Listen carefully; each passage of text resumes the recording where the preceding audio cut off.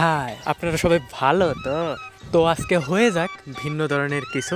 বর্তমান থাকি শহরে। বড়রা সর্বদাই বলতো গ্রামের খাদ্য অনেক ভালো। হয়তো এখন একটু হলে বুঝতে পেরেছি যে কেন সেটি ভালো।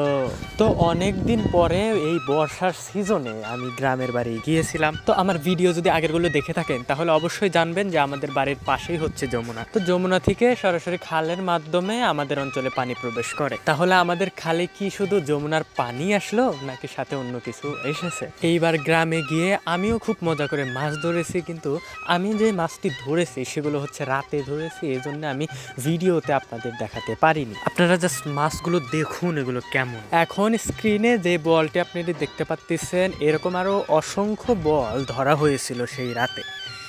এইখানে মাছগুলো ধরার জন্য বিভিন্ন রকম পদ্ধতি অবলম্বন করা হয়েছে, তবে এখন যেটি দেখতে পাচ্ছেন সেটি হচ্ছে আমাদের অঞ্চলে ফাঁস জাল নামে পরিচিত। খাল বিলের বিভিন্ন সাইডে বিভিন্ন ধরনের নালা সৃষ্টি হয়। আচ্ছা, শহরের মাছের ভেজাল সম্পর্কে অবগত আছেন তো? প্রথমে আবল তাবল খাবার খাইয়া বড় হইল, তারপর সেটি দীর্ঘ পথ অতিক্রম করে চললো বাজারে। দেখছেন সাইজগুলো, দেখছেন? আরে আমিষে ভরপুর। হাইরে পোড়া কপাল, মাছের গুরুত্ব বুঝলাম এখন। যাই হোক, গ্রামে আমার শৈশব কেটেছে এবং শৈশবে আমি প্রচুর মাছ ধরেছি।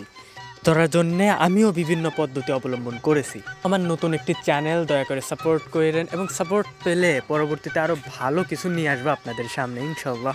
তো আজকের মতো এখানেই শেষ করতে হচ্ছে। পরবর্তীতে নতুন কোনো ভিডিও নিয়ে আবার দেখা হচ্ছে আপনাদের সাথে।